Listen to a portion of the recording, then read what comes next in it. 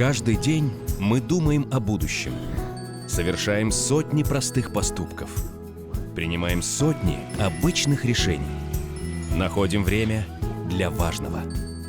Мы не можем изменить настоящее, но своими поступками мы создаем будущее. Всероссийская перепись населения. Такой простой, но такой важный поступок. Теперь и в цифровом формате. Создаем будущее.